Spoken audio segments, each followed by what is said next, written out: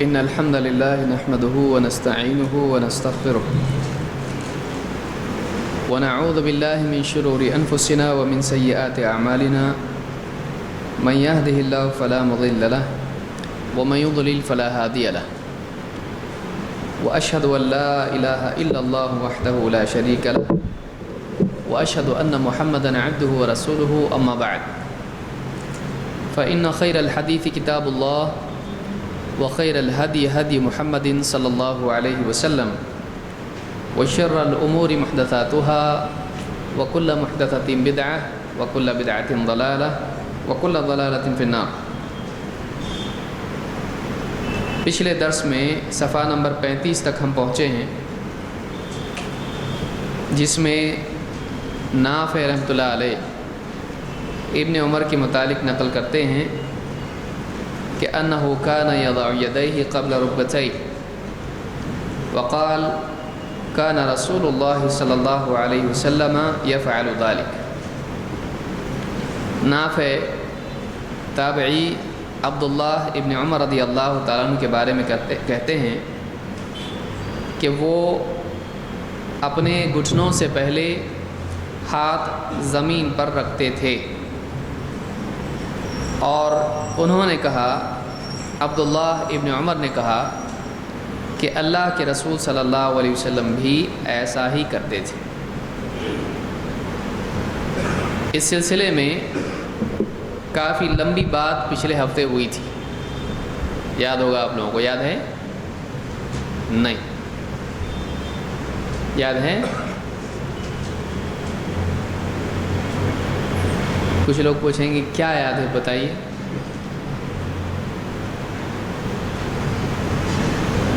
کیا باتیں سیکھی ہم نے اس حدیث سے پچھلے ہفتے؟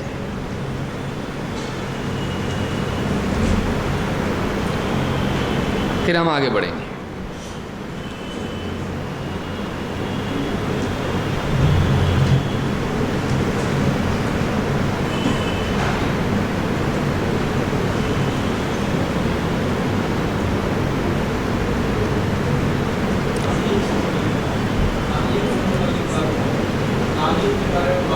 تعلیق کے بارے میں بات ہوئی تھی، چلیے ایک بات ہی معلوم ہوئی، تعلیق۔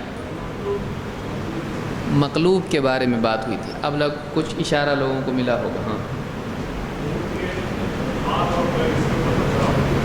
اونٹ کے ہاتھ اور پیر، اس کے اوپر تبصرہ ہوا تھا۔ تو اس حدیث سے کیا سیکھا ہم نے؟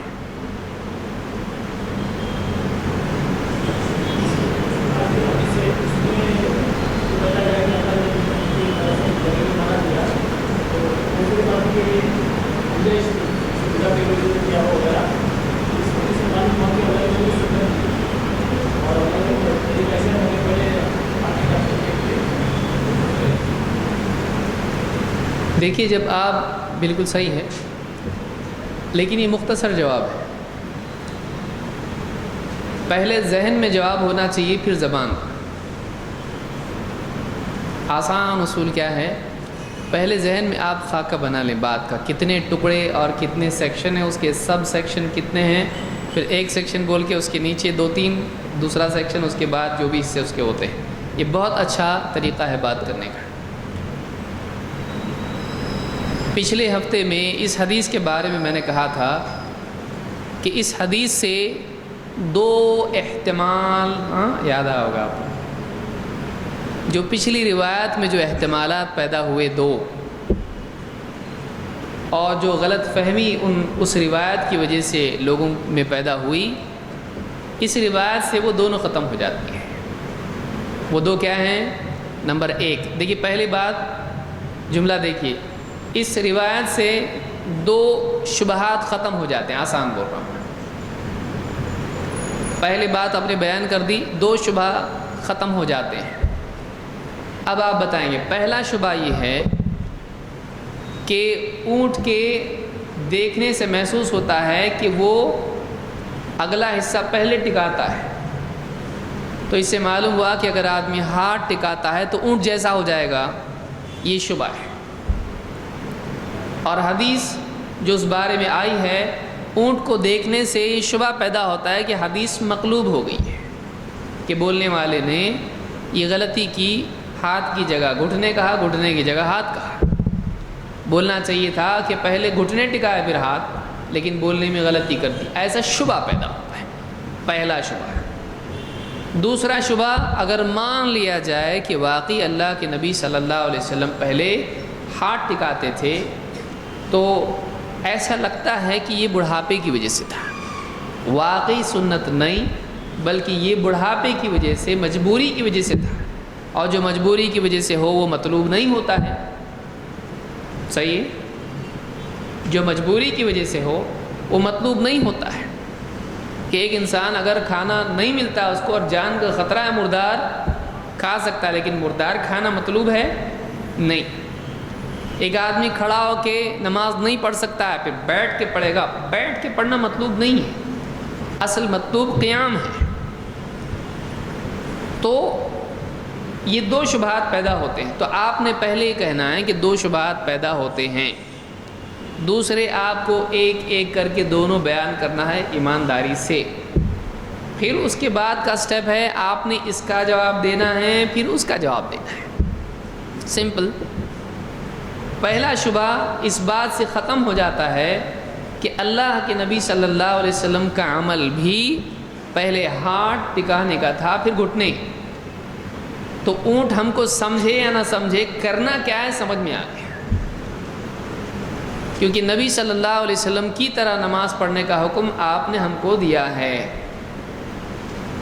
لیکن دوسرا شبہ پیدا ہوتا ہے، ہو سکتا ہے مجبوری کی وجہ سے ہو، تو آپ صلی اللہ علیہ وسلم ہی کا عمل کون کرتا تھا؟ صحابی۔ تو اگر یہ مجبوری بڑھاپے کی وجہ سے تھا تو پھر وہ ایسا نہیں کرتے۔ تو اس سے معلوم ہوتا ہے کہ یہ بطور سنت تھا، بطور عذر نہیں تھا، ختم۔ ایسا اس کو ہم کو بولنا چاہیے، سمجھ میں آ رہا ہے؟ آپ جواب کے ٹکڑے کریں اور ٹکڑوں کو پیک کر کے پھر ایک ایک ٹکڑا، ایک ایک پیکٹ دیں، یہ طریقہ ہے اس کا۔ آئندہ اس کو آپ ذہن میں رکھیں گے تو آپ کے لیے جواب دینا آسان ہوگا۔ زیادہ بہتر یہ ہے کہ جواب سننے والے کو یاد رہے گا، جتنا منظم جواب ہوگا اتنا آسانی سے سمجھ میں آئے گا، اتنا آسانی سے یاد رہے گا۔ دونوں چیزیں ہوں گی، سمجھ میں بھی آئے گا اور یاد بھی رہے گا، گننا آسان ہوگا اس کا۔ چلیے آگے بڑھتے ہیں۔ اب ہم دیکھیں گے سجدے کے سلسلے میں۔ سب سے پہلے ہم دیکھیں گے کہ سجدے کے اعضاء کیا ہیں، کیونکہ رکوع کے بعد کیا آتا ہے؟ آپ نے پہلے ہاتھ ٹکائے اور اب کیا کریں گے؟ آپ سجدہ کریں گے۔ سجدے کے اعضاء حدیث میں متعین ہیں، قرآن میں نہیں ہے۔ قرآن میں بتایا گیا ہے کہ آپ کو کیا کیا ٹکانا ہے سجدے میں، نہیں۔ لہٰذا جو منکرین حدیث ہیں وہ سجدہ صحیح ڈھنگ سے کرنے کی توفیق ان کو ہو سکتی ہے نہیں، کیونکہ سجدہ کیسے، سجدے کے معنی عربی زبان میں کیا ہیں؟ گرنے کے، گرنا۔ اور رکوع کے معنی کیا ہیں؟ جھکنا۔ تو جو آدمی حدیثوں کو نہیں مانتا ہے، ہم کو قرآن کافی ہے، ایسے جینٹل مین بہت سارے ملتے ہوں گے، ابھی پڑھے لکھے طبقے میں ایسے جینٹل مین آ رہے ہیں، قرآن بس ہو گیا نا، ابھی اتنی کتابیں اور کیا کرتے، حدیث کی اتنی ساری، قرآن بس، قرآن بس۔ سجدہ کیسا کریں گے، رکوع کیسا کریں گے؟ ایسا جھکنا رکوع میں کہ ایسا جھکنا، کیسا کہ پیچھے جھکنا، کہاں جھکنا؟ ایک ہاتھ رکھ کے ایسا کمر پہ رکھنا کہ کیسا رکھنا، کیا کرنا کہ دونوں کمر پہ رکھ کے جھکنا، یوگا کے جیسا۔ رکوع کریں گے کیسا؟ اللہ نے رکوع کا حکم دیا جھکنا، لیکن آگے جھکو، پیچھے جھکو، دائیں جھکو، بائیں جھکو، جھکنا تو سبھی ہے، تو معلوم پڑے گا نہیں۔ اس کے لیے کس کی طرف رجوع کرنا پڑے گا؟ اللہ کے نبی صلی اللہ علیہ وسلم۔ یہ یاد رکھیے، کوئی بھی آدمی آپ کو ایسا ملے، قرآن بس، ذرا بس اکڑا، ذرا بس، اور اس کے بعد سن میری بات، اور اس کو آپ بتائیں پھر کہاں سے لایا بھائی یہ تو۔ اور سجدہ ہے تو ایک آدمی دھڑ سے گر جائے تو بھی عربی عبارت کے اعتبار سے، لغت کے اعتبار سے سجدہ ہوا۔ کیوں؟ سجدے کے معنی کیا ہے؟ گرنا، گرنا۔ سائے بھی سجدہ کرتے ہیں. اور انی رأیت احد عشر کوکبا والشمس والقمر رأیتہم لی، تو گھٹنے ٹکا کے سجدہ ایسا کچھ تھا کیا؟ سورج نے کیا نہیں، گرنا اس معنی میں. لیکن انسان کیسے سجدہ کرے، مسلمان نماز میں کیسے سجدہ کرے، اس کو سیکھنے کے لیے کس کو دیکھنا پڑے گا؟ محمد رسول اللہ صلی اللہ علیہ وسلم. محض زمین پر گر جانا سجدہ ہوتا ہے؟ نہیں، شرعی سجدہ نہیں ہوگا، وہ شرعی سجدہ ہوگا نہیں. تو یہ بات یاد رکھیں کہ قرآن میں سجدہ اور رکوع دونوں کا حکم اگرچہ ہے، لیکن قرآن میں اس کی کیفیت اللہ نے بتائی نہیں. اس کی کیفیت کس کے حوالے کر دی؟ محمد رسول اللہ صلی اللہ علیہ وسلم کے حوالے کر دی. کیوں؟ اس لیے کہ قرآن پر کیسے عمل کیا جائے یہ اللہ نے محمد عربی صلی اللہ علیہ وسلم کو دکھایا. اسی لیے اللہ نے فرمایا قل ان کنتم تحبون اللہ فاتبعونی یحببکم اللہ، اگر تم واقعی اللہ سے محبت کرتے ہو تو میری اتباع کرو، اللہ بھی تم سے محبت کرے گا. تو اتباع کرنا ہے محمد عربی صلی اللہ علیہ وسلم کی. تو اب سجدہ کیسے کیا جائے؟ اللہ کے نبی صلی اللہ علیہ وسلم فرماتے ہیں امرت ان اسجد علی سبعۃ اعظم، مجھے حکم دیا گیا ہے کہ میں سجدہ کروں 7 ہڈیوں پر. عظم کے معنی کیا عربی زبان میں؟ ہڈی. اعظم ہڈیاں کتنی؟ 7. 7 کے معنی 60. 60 بولے تو پورا سونا پڑے گا. 7 7 اعظم، مجھے حکم دیا گیا ہے کہ میں 7 ہڈیوں پر سجدہ کروں. وعلی الجبہۃ، پیشانی پر. جبہہ پیشانی. واشار بیدہ علی انفہ، اور آپ نے اشارہ کیا کدھر؟ ناک. انف ناک. والیدین والرکبتین واطراف القدمین.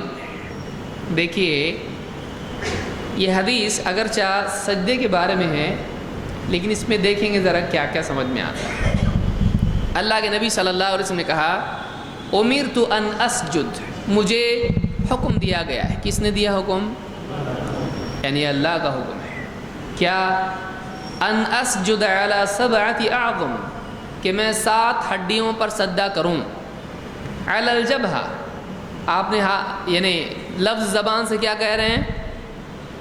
جبہہ. جبہہ کے معنی پیشانی. اور ہاتھ انگلی کہاں رکھ رہے ہیں؟ تو جبہہ تو یہاں ہوتی ہے، اور آپ ہاتھ کہاں رکھ رہے ہیں؟ ناک. مطلب بھول گئے اللہ کے نبی صلی اللہ علیہ وسلم؟ ہاں دونوں. ہاں یعنی آپ کی قولی حدیث اور فعلی حدیث دونوں اس حدیث میں جمع ہیں. آپ قول سے کیا کہہ رہے ہیں؟ پیشانی. اور اشارے سے کہہ رہے ہیں ہاں یعنی پیشانی کے ساتھ ناک بھی ٹکنا چاہیے. تو اشار علی و اشار بیدہ علی انفہ، آپ نے اپنے ہاتھ سے اپنی ناک کی طرف اشارہ کیا. والیدین، اور دونوں ہاتھ. والرکبتین، رکبہ گھٹنے. والرکبتین، دونوں گھٹنے. اور واطراف القدمین، اور دونوں قدموں کے اطراف یعنی پاؤں کی انگلیاں. اطراف طرف، کنارہ، سرا.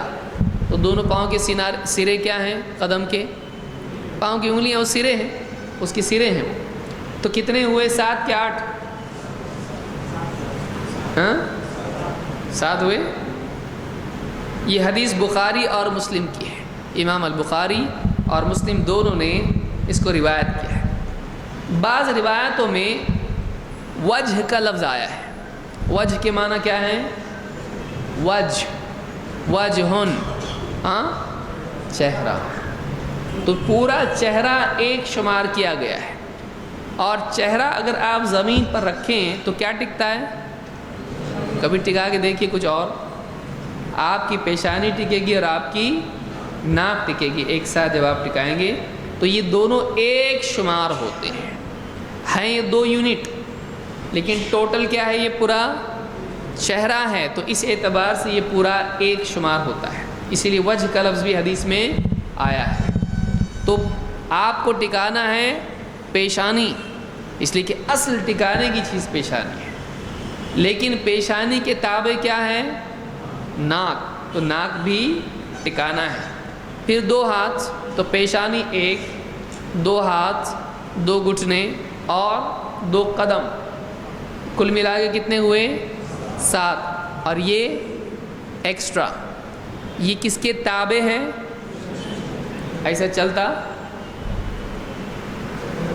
چہرہ دھو رہے آپ کلی بھی کیے نا اس میں، تو کلی الگ سے ہے کہ چہرے میں ہے، تو جب کلی اور ناک میں پانی ڈالنا چہرے میں آپ کے آتا ہے، تو اسی طرح سے سجدے میں بھی پیشانی ٹکانے کے ساتھ ساتھ ناک ٹکانا بھی کس میں آئے گا، وہ پیشانی کے تابع ہے، وہ چہرے کے داخل ہے، سمجھ میں آیا؟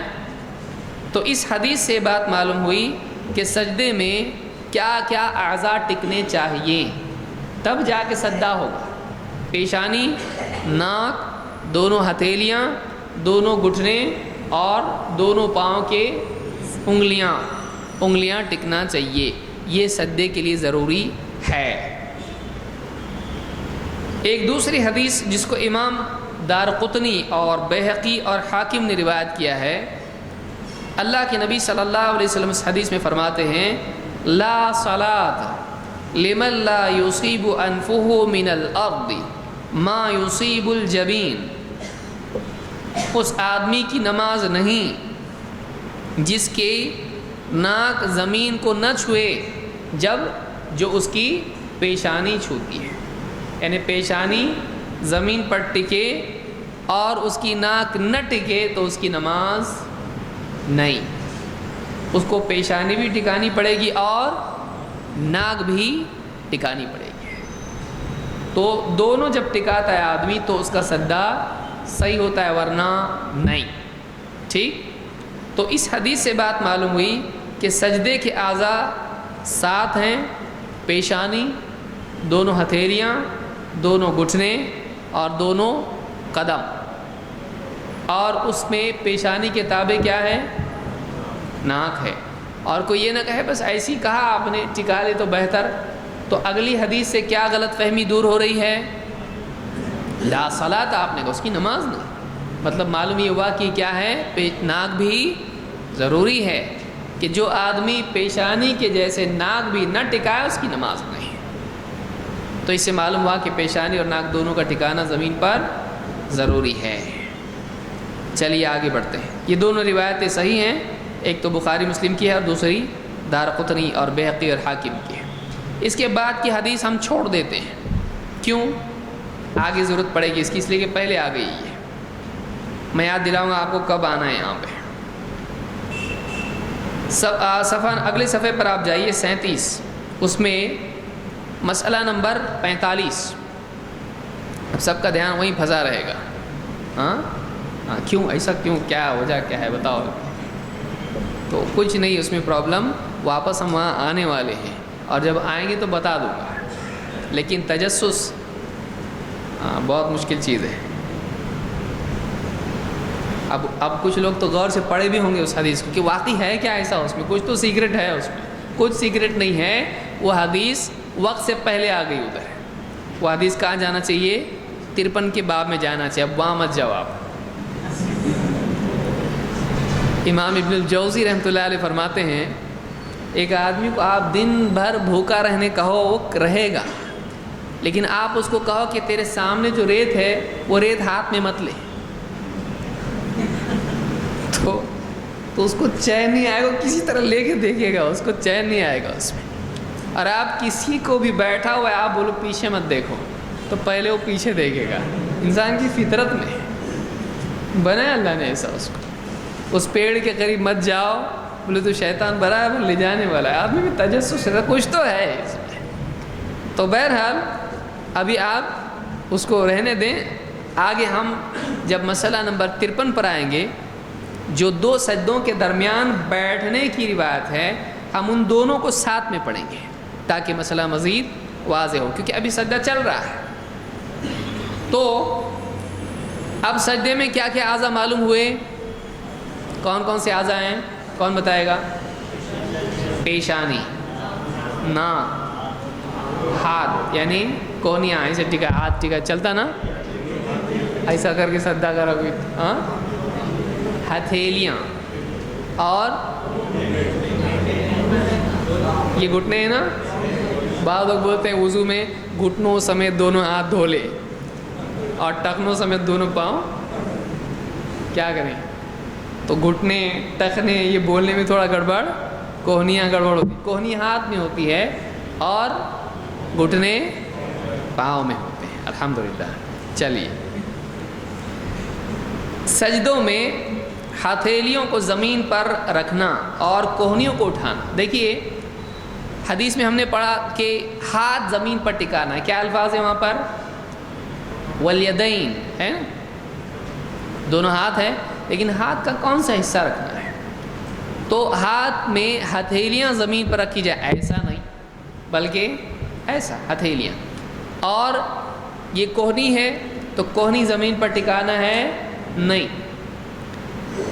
دیکھیے یہ حدیثیں ہم کو بتاتی ہیں کہ بہت سارے لوگ غلط فہمی میں آ کے کہتے ہیں حدیث میں سب نہیں ہے، اس لیے ہم کو کس کی بات ماننی پڑتی ہے؟ امام کی۔ ہمارا کہنا ہے یہ جو تفاصیل حدیث میں آئی ہیں، کیا امام ابو حنیفہ رحمۃ اللہ علیہ سے ہم کو دکھا سکتے ہیں؟ دکھائیے، یہ جو تفاصیل ہے وہ بتائیے ہم کو، اتنی تفصیل چاہیے ہے نہیں۔ اللہ کے نبی صلی اللہ علیہ وسلم فرماتے ہیں اذا سجدت فضع کفیک وارفع مرفقیک۔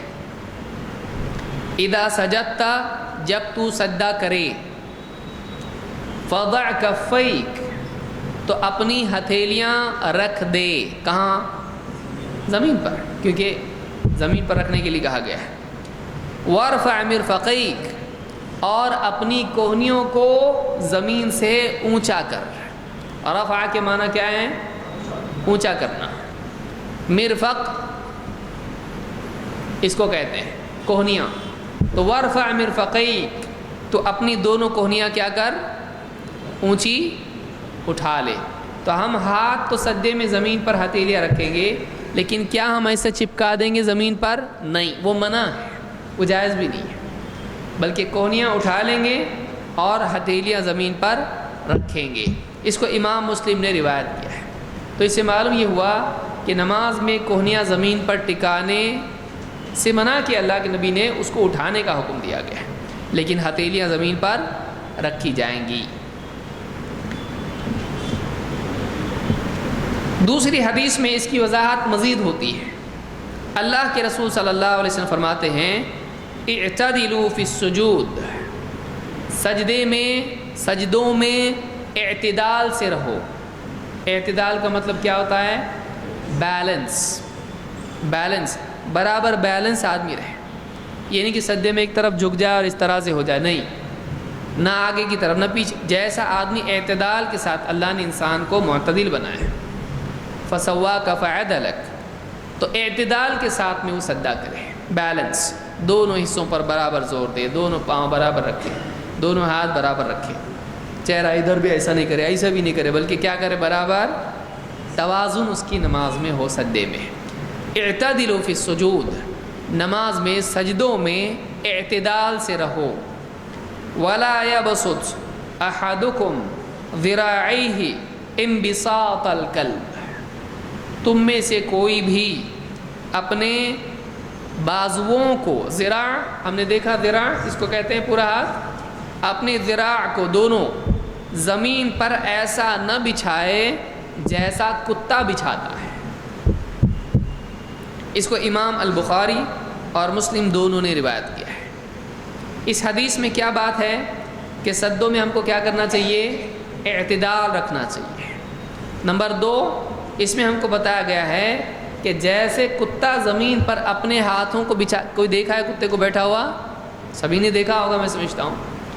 نہیں دیکھا ہے تو ایک بار دیدار کر لیں مسئلہ سمجھنے کے لیے، کہ جب وہ بیٹھتا ہے تو اپنے پورے پاؤں اس طرح سے ہاتھ پاؤں جو بھی آپ اس کو کہیں بچھا کے بیٹھتا ہے، یعنی اس کے پنجے بھی زمین پر ٹکے ہوئے ہوتے ہیں اور اس کی کوہنیاں جوائنٹ جو ہوتا ہے وہ بھی زمین پر ٹکا ہوتا ہے۔ تو سجدے میں اس طرح سے آدمی اپنی ہتھیلیاں اور اپنی کوہنیاں زمین پر ٹکانا اس کے لیے آدمی کے لیے صحیح نہیں ہے۔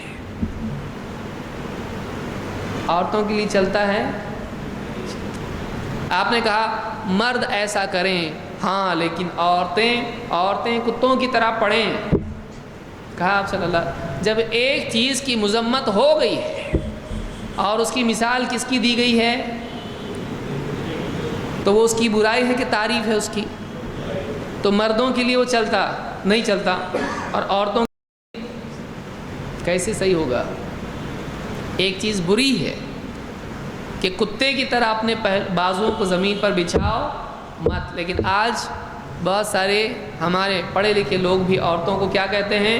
عورت ایک دم سمٹ کے اور اپنے پورے ہاتھ، عورتیں اسی پڑتی بیچاری، پردہ پردہ پردہ پردہ پردہ، ارے کتنا پردہ کرے گی اللہ کی بندی؟ گھر میں کونے میں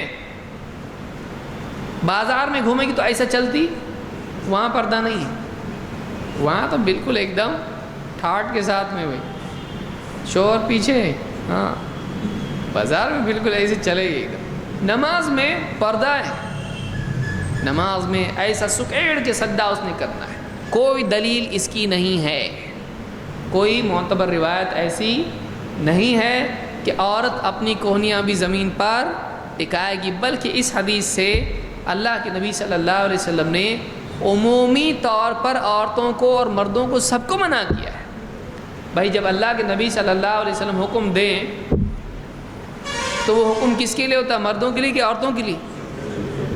اللہ تعالیٰ کا یا ایھا الذین آمنوا اطیعوا اللہ واطیعوا الرسول، اے ایمان والو اللہ کی فرما برداری کرو اور رسول کی فرما برداری کرو۔ کون ہے؟ مرد ہیں، یہ ایمان والوں میں سب آتے ہیں۔ رسول صلی اللہ علیہ وسلم جب ایک بات کا حکم دے دیں تو جب آپ مردوں سے یا عورتوں سے اس کو خاص نہ کریں تو اس کا مطلب کیا ہوتا ہے؟ وہ کس کے لیے ہے؟ سب کے لیے۔ کیوں سب کے لیے ہے؟ کیسے معلوم پڑا آپ کو؟ اس میں کیا ہے؟ عموم ہے۔ ہاں خاص ہوتا تو بتا دے۔ ہاں اے ایمان والو، تو ایمان والے مرد رہتے ہیں کہ عورتیں رہتی؟ سب رہتے ہیں۔ تو مرد اور عورت دونوں کو حکم ماننے کا حکم ہے۔ اللہ نے حکم دیا ہے کہ رسول کا حکم مانو، تو اب جب عمومی سطح پر اللہ کے نبی صلی اللہ علیہ وسلم جب حکم دیں گے تو اس کے مخاطب کون ہوں گے؟ مرد یا عورتیں؟ دونوں۔ لیکن جب آپ مردوں کو خاص کر کے کہیں تو مردوں کے لیے ہوگا اور عورتوں کو خاص کر کے کہیں تو وہ عورتوں کے لیے ہوگا، جبکہ اس میں بتایا گیا کہ یہ مردوں کے لیے ہے، عورتوں کے لیے نہیں، یہ عورتوں کے لیے مردوں کے لیے نہیں۔ جیسے اللہ کے نبی صلی اللہ علیہ وسلم نے ایک ہاتھ میں سونا لیا اور ایک ہاتھ میں ریشم لیا، اور آپ نے فرمایا کہ یہ دو چیزیں میری امت کے مردوں پر حرام ہیں اور عورتوں کے لیے حلال ہیں۔ سونا عورتیں پہن سکتی کہ نہیں؟ تو دولہے نہیں پہن سکتے؟ ابھی سیزن آ رہا، کتنے تولہ انگوٹھی، اور وہ بھی انگوٹھی کیسی ملتی؟ وہ اللہ رحم فرمائے، پوری ٹیم جمع ہوتی شادی کے دن، اور وہ چاول لاتے 1 کلو 5 کلو معلوم نہیں کتنے، اور اس میں انگوٹھی کیا کرتے ہیں؟ ہاں ہائیڈ اینڈ سیک۔ اب ڈھونڈو، اب دونوں ڈھونڈ رہے اس کے اندر، تپیلے میں کیا رہتا ہو، پورے ڈھونڈ رہے اس کے اندر، اور جس کو انگوٹھی ملی وہ جیت گیا۔ اچھا ایک رسم اس میں کیا ہے؟ وہ نام لینا پڑتا اس کو، اللہ رحم فرمائے، دولہا نام لیتا ہے یا دلہن نام لیتی، عجیب عجیب ایک دم چالو قسم کے شعر، ہاں سائیکل موٹر والے، عجیب عجیب شعر رہتے ہو، سارا جہاں ہمارا، میرا دلہا سب سے پیارا، کچھ تو ایسا، کچھ بھی ایسے شعر بناتے، دولہا یا دلہن بناتی اس طرح سے۔ تو یہ انگوٹھی مرد کے لیے جائز ہے پہننا، سونے کی انگوٹھی جائز ہے مرد کے لیے نہیں ہے، حرام ہے۔ جب تک پہنا رہے گا وہ لعنت کا حقدار رہے گا۔ صبح سے لے کے شام تک، شام سے لے کے صبح تک جتنا وقت پہنا ہوا ہے وہ لعنت کا حقدار ہے۔ کیوں؟ میری لعنت ہے، کس کی لعنت ہے؟ اللہ کے نبی صلی اللہ علیہ وسلم نے ان مردوں پر لعنت کی ہے جو عورتوں کی مشابہت اختیار کریں، اور ان عورتوں پر لعنت کی جو مردوں کی مشابہت کریں۔ تو سونا پہننا یہ مردوں کے لیے نہیں ہے، یہ عورتوں کے لیے ہے۔ اسی طرح سے ریشم ہے۔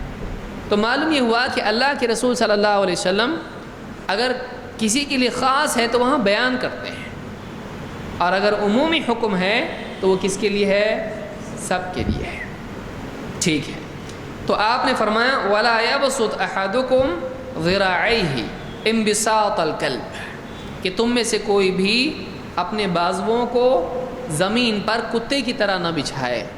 اتنا بولنے کے باوجود بھی اگر کوئی کہتا ہے کہ نہیں عورت پردے کے لیے ایسا ہی کرے، تو وہ نہ صرف یہ کہ اپنی عزت گھٹا رہا ہے، بلکہ وہ اللہ کے نبی صلی اللہ علیہ وسلم کے حکم کی مخالفت بھی کرتا ہے۔ یعنی دو نقصان ہے اس میں، بلکہ دوسرے کی وجہ سے پہلی چیز آئی، اگر مخالفت نہیں کرتا تو ذلیل بھی نہیں ہوتا کہ آپ نے بتایا کتے کی طرح زمین پر نہیں بچھایا اپنے ہاتھ، لیکن پھر یہ عورت اب اس کو سبھی ویسا بول رہے، بیچاری کیا کرے گی؟ جیسا سکھایا گیا اس کو تو قرآن بھی معلوم نہیں، حدیث بھی معلوم نہیں، نانی اماں جیسا پڑھتی تھی ویسی پوتی نواسی پڑھ رہی۔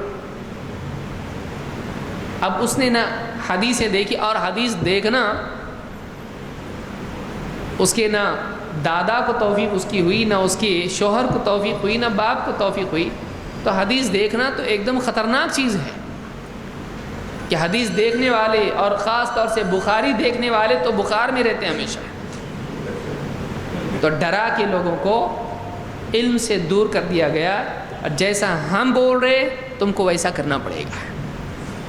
کر رہی عورتیں بیچاری جیسا ان کا کیا قصور ہے اس میں، اور ویسے بھی دینی ماحول سے ایک دم کٹی ہوئی ہیں، چولہا چکی میں پھنسی ہوئی ہیں، نہ دینی دروس کا ان کے لیے کوئی انتظام ہے، نہ مساجد میں آنے کا ان کا کوئی موقع ہے، نہ جمعہ کے لیے نہ کسی اور موقع کے لیے۔ ہم یہ نہیں کہتے ان کے لیے جمعہ لازم ہے، ہم یہ کہتے ہیں کہ عورتوں کے لیے مسجد میں آنا منع نہیں ہے۔ تو اگر کوئی ان کو انتظام نہیں کر رہا ہے، کم سے کم وہ جمعہ کی خطبات میں آ جایا کرتی تو کتنا بڑا علمی فائدہ ان کا ہو سکتا تھا۔ لیکن آج سارے ملک بھر میں آپ دیکھیں گے، بلکہ دنیا عالمی سطح پر کتنے ملک ایسے ہیں عورتوں کے لیے کوئی تعلیم انتظام نہیں ہے۔ وہ درگاہ پہ جا سکتی ہے، وہ بازار میں جا سکتی ہے، اور عید کے دن نٹ کھٹ بند سور کے وہ کہاں جا سکتی ہے؟ سنیما جا سکتی ہے، گارڈن جا سکتی ہے۔ اگر وہ نہیں جا سکتی دکانیں جا سکتی ہے پردے کے ساتھ مسجد۔ کیا ہوگا؟ فتنہ ہوگا، اور باقی جگہ فتنہ نہیں ہوگا۔ کیا ہوگا؟ بہاریں آئیں گی ایمان کی، سنتوں بری بہاریں آئیں گی سب طرف۔ اللہ رحم فرمائے۔ تو اس حدیث سے بات معلوم ہوتی ہے کہ چاہے مرد ہو یا عورت ہو، ان کے لیے کوہنیاں زمین پر سجدے کی حالت میں ٹکانا صحیح نہیں ہے۔ یہ کتے کی مشابہت ہے، یہ منع ہے، اور یہ بخاری اور مسلم کی حدیث ہے۔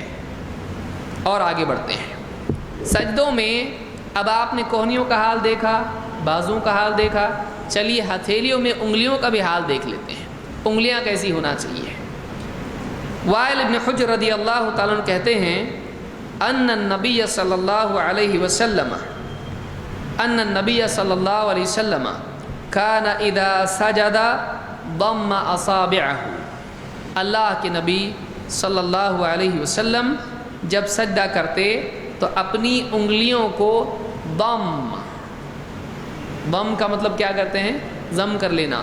ضم اصابعہ، اپنی انگلیوں کو سمیٹ لیتے ہیں۔ یعنی سجدے میں انگلیاں کھلی رہنا چاہیے؟ نہیں، بلکہ سجدے میں انگلیاں کیسی ہونا چاہیے؟ سمٹی ہوئی ہونا چاہیے، سمٹی ہوئی ہونا چاہیے۔ تو ان میں یعنی فاصلہ انگلیوں میں نہیں رہنا چاہیے۔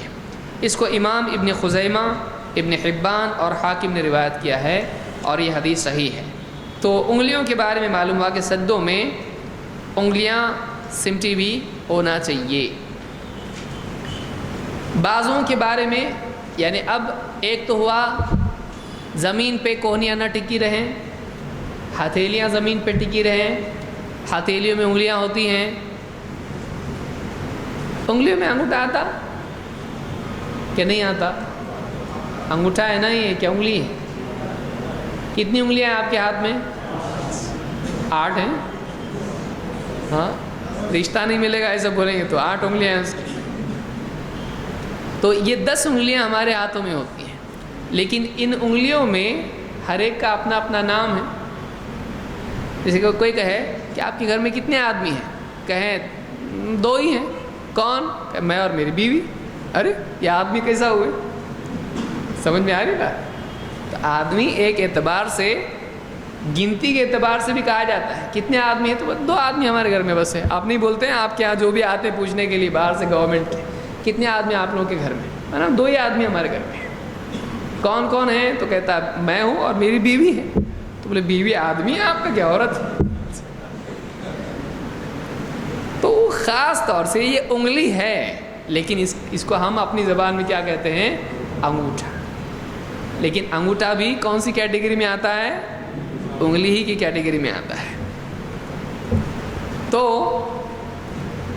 اب ہم دیکھیں گے کہ ہم نے دیکھا انگلیاں سب کی سب کیا ہوں؟ سمٹی ہوئی ہوں، جڑی ہوئی ہوں.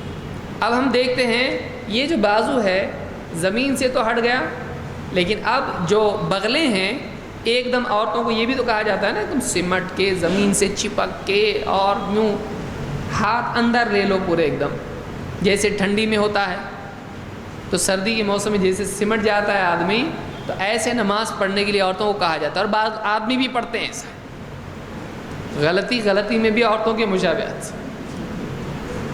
تو اس کی کوئی دلیل نہیں، بلکہ ہاتھ کھلے ہوئے ہونا چاہیے. عبداللہ ابن مالک ابن بحینہ فرماتے ہیں رضی اللہ عنہ، کہتے ہیں کہ کان النبی صلی اللہ علیہ وسلم اذا سجد فرج بین یدیہ حتی نرى ابطیہ.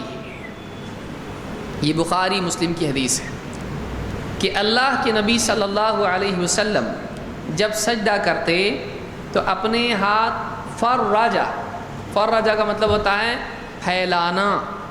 فرج بین یدیہ، اپنے ہاتھوں کے درمیان والے معاملے کو کیا کرتے؟ ایک دم پھیلا دیتے. حتی نرى ابطیہ، یہاں تک کہ ہم آپ کی بغلیں دیکھ لیتے ہیں. صحابہ نے دیکھی کتنے ایکوریسی سے بیان کیا کہ آپ کے ہاتھ اس طرح سے سمٹے ہوئے چپکے ہوئے بغلوں سے نہیں ہوتے، بلکہ آپ کھلے طور پر سجدہ کرتے. یہاں تک کہ پیچھے سے کوئی آدمی اگر دیکھ رہا ہے تو آپ صلی اللہ علیہ وسلم کبھی چادر اوڑے ہوئے ہوتے تھے، لباس ہے، کبھی قمیص پہنی اور کبھی کیا ہے صرف چادر ہے. اب چادر میں آدمی جب سجدہ کرے گا تو پیچھے سے کیا دکھائی دے گا؟ سجدے میں جب جائیں گے تو پیچھے بیٹھا ہوا کوئی آدمی اس کو بغلیں دکھائی دیں گی. جب آدمی ایسا سجدہ کرے گا تو ہم کو آپ کی بغلیں دکھائی دیتی تھیں. تو یا جیسے مثال کے طور پر آدمی عمرے وغیرہ کے لیے گیا ہے یا اس کے پاس کپڑے نہیں ہیں، بھائی ایک چادر میں نماز پڑھ رہا ہے. کئی لوگ اس زمانے میں ایسے تھے کہ تہبند باندھ لیا اور اوپر چادر اوڑھی ہے، بس ان لوگوں کا یہی لباس تھا، اتنا ہی لباس ان کے پاس تھا. بلکہ کسی کے پاس مشکل سے چادر ہے نہیں ہے ایسا بھی معاملہ پیش آ جاتا تھا تو وہ ایک ہی چادر میں اوپر نیچے باندھ لیا کرتے تھے.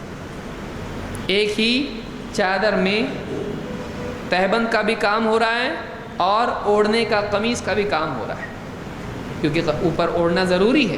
کھلے کندھوں کے ساتھ آدمی نماز پڑھنا جائز ہے نہیں، کندھے کھلے ہوئے نہیں ہونا چاہیے، بلکہ کندھے کیا ہونا چاہیے؟ یہ کندھے ڈھکے ہوئے ہونا چاہیے، ڈھپے ہوئے ہونا چاہیے. ان کو چھپانا لازم ہے، اس کے بغیر نماز نہیں ہوتی. لہٰذا کوئی آدمی وہ دھاگے والا بنین پہن کر پڑھے گا نماز خراب ہوگی اس کی. چھوٹے آتے ہیں نا وہ بغلیں دکھائی دیتی، وہ بغل سنت ادا کریں گے. یہ فی نفسی مطلوب ہے کہ سب ایسا کرو بغلیں دکھاؤ اپنی، ایسا نہیں ہے، بلکہ دکھائی دیتی تھی صحابہ کو آپ جب چادر وغیرہ اوڑے ہوئے ہیں. کیونکہ قمیص میں سے دکھائی دیتا ہے نہیں. تو چادر اگر کوئی پہنے اور قمیص نہیں ہو تو کوئی حرج نہیں، لیکن یہ نہیں کہ وہ سب پہن کے ہی آیا آدمی، کیونکہ لباس کی قلت تھی اس زمانے میں۔ تو آپ نے چادر اوڑھ کے بھی نماز پڑھی ہے، اس سے پہلے بھی ہم نے رفع الیدین کے باب میں دیکھا تھا۔ اور یہاں تک کہ آپ کی بغلیں دکھائی دیتی تھیں تو کندھے چھپے ہونا چاہیے، اس کو یاد رکھیں، کندھے کھلے نہیں ہونا چاہیے۔ لیکن چونکہ وہ لباس کے باب میں سے ہے لہٰذا اس کتاب میں یا اس کورس میں ہوگا نہیں۔ جب ہم شروط الصلاح کا کورس کریں گے انشاءاللہ، یہ کیا ہے؟ اب یہ کیا لائن ہے؟ شروط معلوم ہے؟ ایسا بیچ میں کچھ نہ کچھ آ جاتا ہے ایسا، ہاں، نماز کے شرائط کیا ہے؟ وہ شرائط کیا ہے؟ وہ ٹھیک ہے، نماز کو تو بعد میں دیکھیں گے۔ شرط کس کو کہتے ہیں؟ جس کے بغیر نماز نہیں ہوتی ہے۔ مثلا رکوع بھی ہے نا، رکوع کے بغیر نماز ہوتی تو رکوع کیا ہو گیا نماز کی؟ صحیح ہے، رکوع رکن ہے نماز کا، شرط نہیں ہے، شرط عمل سے قبل ہوتی ہے، یاد رہے گا، ہاں، شرط کیا ہوتی ہے؟ عمل سے قبل، تو وہ رکوع اس میں آئے گا نہیں، رکوع رکن ہے نماز کا، اس کا حصہ ہے، اس سے پہلے کچھ کرنا پڑتا ہے، ہاں، وضو ہے، نیت ہے، بغیر نیت کی نماز ہوگی، ارے کیا کون سی نماز پڑھ رہا نہیں معلوم، کھڑا آ گیا، ایسا نماز نہیں ہوگی، اس کی نیت ضروری ہے۔ اور بھی چیزیں انشاءاللہ تفصیل سے وہ ایک مستقل کورس ہم کریں گے کہ کیا چیزیں ہمارے نزدیک شرط ہیں اور کیا چیزیں ہمارے نزدیک نماز کے ارکان ہیں، کیا چیزیں ہمارے نزدیک نماز کے واجبات میں سے ہیں، سنن میں سے ہے، مستحبات میں سے ہیں، کیا چیزیں ہیں۔ بہت سارے پوچھیں نماز کے فرائض بتاؤ، نماز کی بتاؤ، اللہ کے نبی صلی اللہ علیہ وسلم ایسا نہیں سکھاتے تھے، نہ صحابہ نے ایسے بتایا نماز میں اتنی سنتیں ہیں، 53 سنتیں ہیں، 55 یہ اس کے ایسے ہے، یہ نہیں سکھایا، کیونکہ اس میں کیا ہے؟ تاکید ہے۔ تاکید کا مطلب، ہاں، عقدہ کے معنی کیا ہے؟ واحلل عقدۃ من لسانی، ہاں، تو اس کے اندر پیچیدگی ہے، تاکید، تاکید الگ ہے اور تاکید الگ ہے۔ تاکید کا مطلب جیسے ہم بولتے سنت مؤکدہ، سنت مؤکدہ کا کیا مطلب ہے؟ مؤکد کا مطلب جس کی تاکید ہو، بچوں کو آپ تاکید کرتے شرارت مت کرو تو یہ کیا ہو گیا آپ کی طرف سے؟ تاکید۔ لیکن تاکید کا مطلب عین اور قاف کے ساتھ کیا ہے؟ پیج، اسی پر سے عقیدہ ہے، مضبوطی سے دل کے ساتھ باندھ کے رکھنا اس کو، جیسے ہم بولتے ہیں نا میری بات کو گانٹھ مار کے رکھو، تو اس طرح سے گانٹھ باندھ لینا، تو تاکید اسی پر سے عقدہ۔ بہرحال دوسری طرف چلے جائیں گے ہم لوگ، تو ہم انشاءاللہ شروط الصلاح میں وہ تفصیل دیکھیں گے۔ تو یہاں پر لباس کے تعلق سے وہ چیز آتی ہے کہ آدمی کندھے کھلے رکھ کے نماز نہ پڑھے، لباس اس کا صحیح ہونا چاہیے۔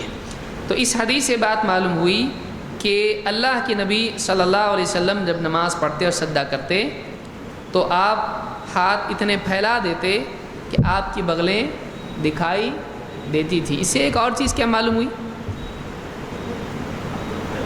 ہاں، آخری ہاتھوں کو پھیلانا، اور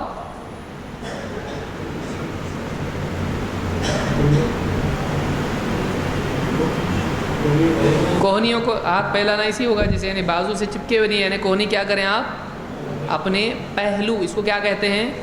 پہلو، بازو، اس سے آپ کیا کریں گے؟ دور رکھیں گے، اس کے ساتھ سمٹائیں گے نہیں، جیسے پرندہ اس طرح سے کرتا ہے ویسا نہیں کریں گے آپ، بالکل پھیلائیں گے اس کو۔ اور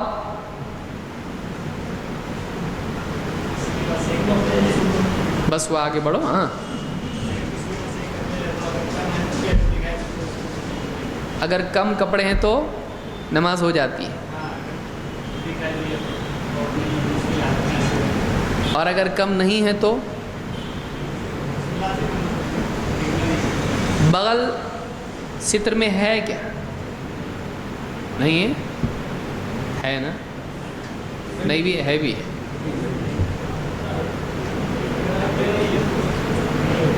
جس کا چھپانا دوسروں سے لازم ہے بغیر اس میں ہے نہیں ہے. لیکن پردہ مرد کے لیے اور عورت کے لیے الگ ہے. مرد کے لیے کہاں سے کہاں تک چھپانا ایک دم لازم ہے؟ کہاں سے کہاں تک ہے؟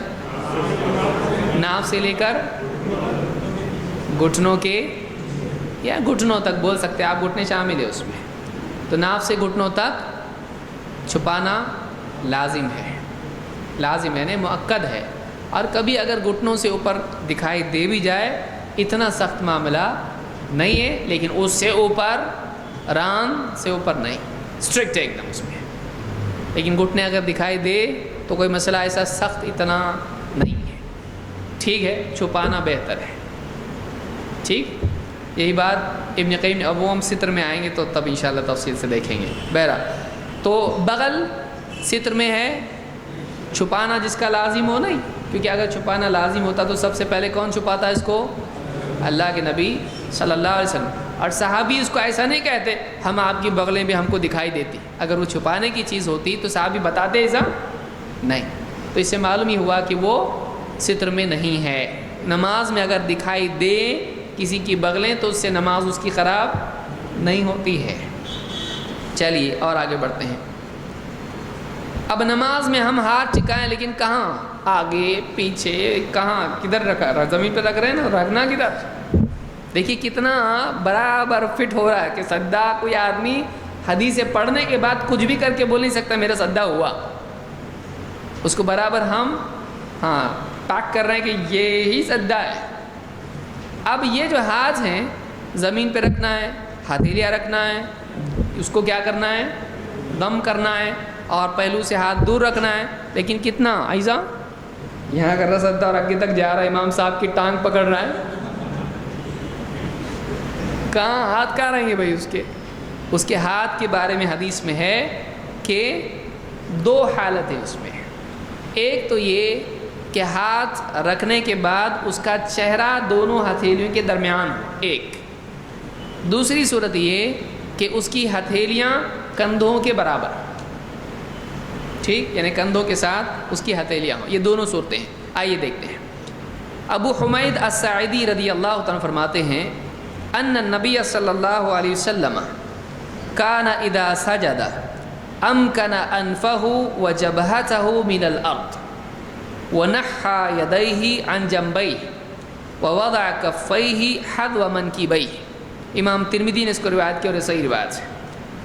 ابو حمید الساعدی یہ صحابی ہیں، کہتے ہیں نبی صلی اللہ علیہ وسلم جب سجدہ کرتے، کان اذا سجد، سجدہ سجدہ کرنا، امکن انفہ وجبہتہ من الارض، اپنی ناک اور اپنی پیشانی کو زمین پر خوب ٹکا دیتے، اپنی ناک اور پیشانی کو زمین پر ٹکا دیتے. وَنَحَّى يَدَيْهِ عَنْ جَنْبَيْهِ، اور اپنے ہاتھوں کو اپنے پہلوؤں سے جدا رکھتے. اپنے دونوں ہاتھ کیا کرتے؟ چپکا کے رکھتے ایسا بغلوں کو نہیں، بلکہ کھول کے ایسا رکھتے. وَوَضَعَ كَفَّيْهِ حَذْوَ مَنْكِبَيْهِ، اور اپنی ہتھیلیوں کو اپنے کندھوں کے پاس رکھتے. یعنی جب سجدے میں جائے تو پھر کندھوں کے نیچے اس کے ہاتھ ہوں، اس کی جہاں کندھے آ رہے ہیں وہاں اس کے ہاتھ بھی. تو یہ کیا ہے؟ سجدے کی حالت ہے. اس کو امام ترمذی نے روایت کیا ہے. اور دوسری روایت میں ہے، وائل ابن حجر رضی اللہ عنہ کی روایت میں ہے فَلَمَّا سَجَدَ سَجَدَ بَيْنَ كَفَّيْهِ، جب آپ نے سجدہ کیا اللہ کے نبی صلی اللہ علیہ وسلم نے، تو آپ نے دونوں ہتھیلیوں کے درمیان سجدہ کیا. یعنی آپ کا چہرہ کہاں تھا؟ دونوں ہتھیلیوں کے درمیان. تو یہ بھی سنت ہے، وہ بھی سنت ہے. چاہے اس طرح سے کندھوں کے ہاتھ اٹھانے میں بھی آپ نے دیکھا، رفع الیدین میں بھی کیا صورت دیکھی آپ نے؟ چہرہ کہاں جاتا ہے؟ دونوں ہتھیلیوں کے بیچ میں. اور کندھوں تک بھی اٹھانا آپ نے دیکھا. تو رفع الیدین میں بھی ایسے ہی ہے کہ کندھوں تک ہاتھ اٹھانا، کان تک ہاتھ اٹھانا، تو چہرہ بیچ میں آ گیا، کندھے اس طرح سے. اور سجدے میں بھی آدمی سجدہ ایسا بھی کرے گا اور ایسا بھی کرے گا، دونوں حالتیں سنت سے ثابت ہیں. جو سجدہ ہاتھوں کے بیچ میں کرنا ہے یہ روایت صحیح مسلم میں موجود ہے. تو بہرحال میں سمجھتا ہوں آج کے لیے اتنا کافی ہے، اور مزید انشاءاللہ چیزیں اگلے درس میں ہم دیکھیں گے.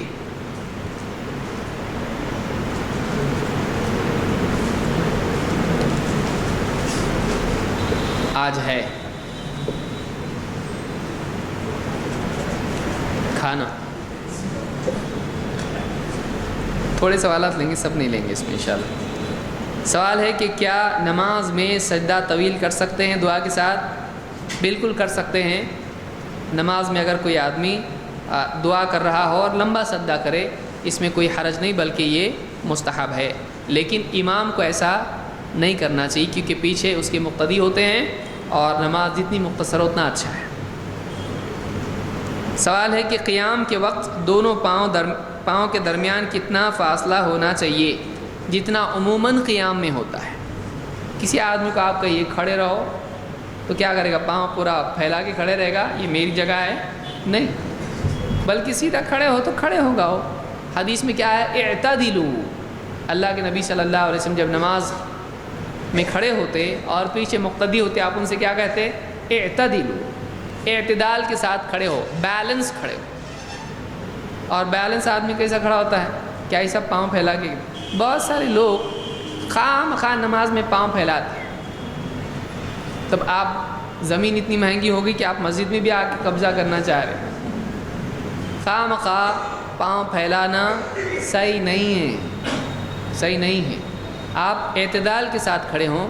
ہاں اگر آپ پاؤں جوڑنے کے لیے تھوڑا پھیلا دیتے ہیں تو کوئی حرج نہیں، لیکن اکیلا بھی کھڑا ہے ایک دم ایسا ہے اور پاؤں ایک دم پھیلا کے پہلوان، ایسی نماز نہیں پڑھنا چاہیے. وقوموا للقانتین.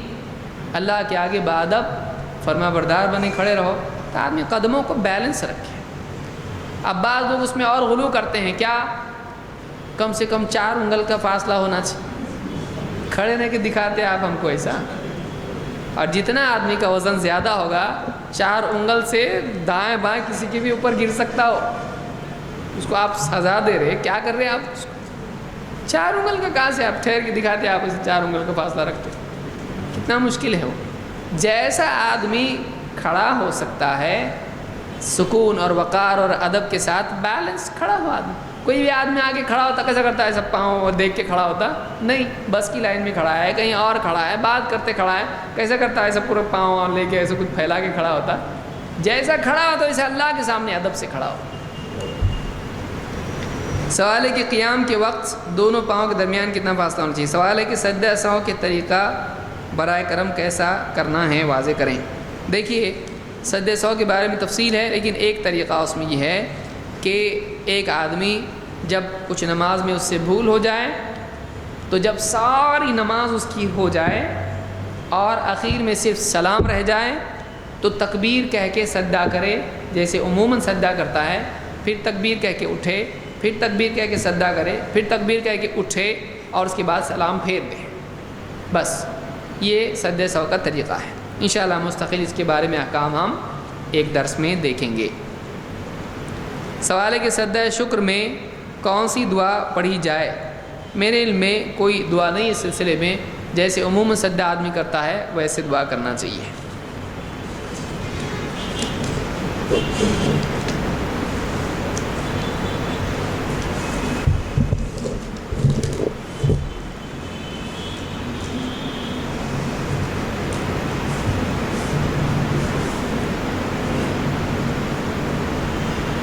سوال ہے کہ جب پتہ نہیں کہ کھانا حلال ہے یا حرام تو اسے کھانا چاہیے یا نہیں؟ دیکھیے اگر کوئی آدمی اس کو یقین ہے کہ یہ کھانا حرام ہے، جیسے کوئی آدمی اس کا جوا وہ کھیلتا ہے اور پیسہ اس کا وہی انکم ہے، تو ایسے آدمی کا کھانا نہیں کھانا چاہیے. وہ ناراض ہوگا، اللہ اس سے زیادہ ناراض ہوگا. اللہ کا حکم لا طاعۃ لمخلوق فی معصیۃ الخالق. خالق کی نافرمانی میں مخلوق کی فرما برداری نہیں کی جائے گی. ناراض ہوگا، آپ اس کو منا سکتے ہیں لیکن اللہ کا حکم نہیں توڑ سکتے آپ بندوں کے لیے.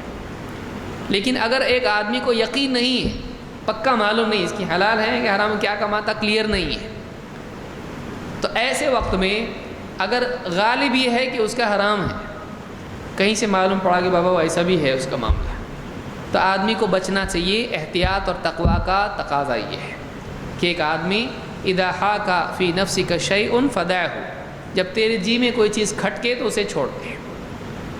لیکن اگر آدمی ایسی حالت میں مجبور ہو کہ وہ کھائے، اگر وہ کھا لیتا ہے تو چونکہ وہ حرام ثابت نہیں ہوا اس لیے وہ کھانے پر گناہ گار نہیں ہوگا، لیکن تقوی کا تقاضا یہ ہے کہ وہ آدمی اس سے بھی بچے۔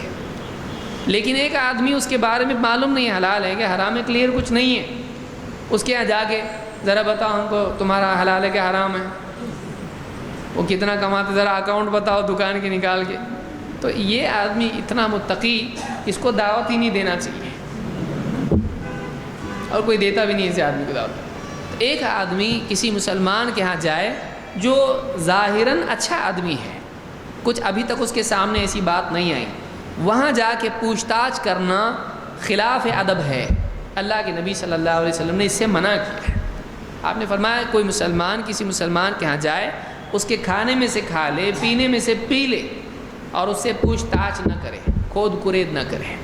تو جب آپ کے سامنے کلیئرلی اس کے بارے میں نہیں ہے کہ وہ حرام ہے، تو آپ خواہ اس کا دل مت توڑیے۔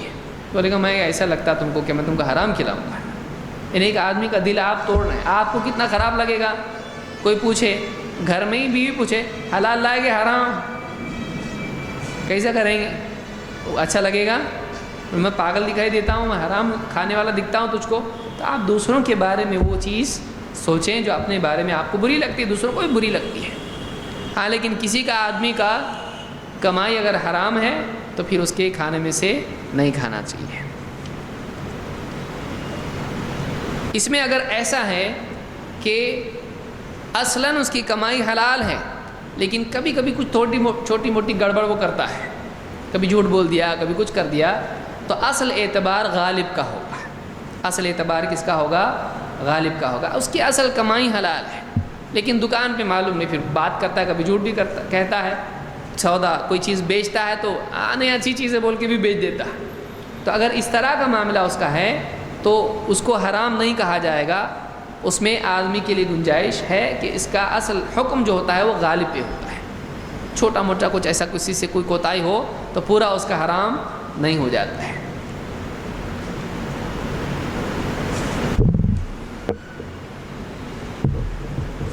سجدہ شکر کے لیے قبلہ رخ ہونا ضروری ہے یا نہیں؟ ضروری نہیں، اس لیے کہ کسی حدیث میں اس کی شرط نہیں آئی ہے۔ البتہ اگر آدمی سجدہ قبلہ رخ کرتا ہے تو زیادہ بہتر ہے، لیکن اس کی کوئی قید نہیں ہے۔ تو میں سمجھتا ہوں آج کے لیے اتنا کافی ہے۔ اللہ رب العالمین ہم سب کو دین کا علم حاصل کرنے کی توفیق عطا فرمائیں، اور قرآن و سنت پر چلنے کی، اس کی اتباع کرنے کی ہم سب کو توفیق عطا فرمائیں۔ اقول قولی ھذا واستغفر اللہ لی ولکم۔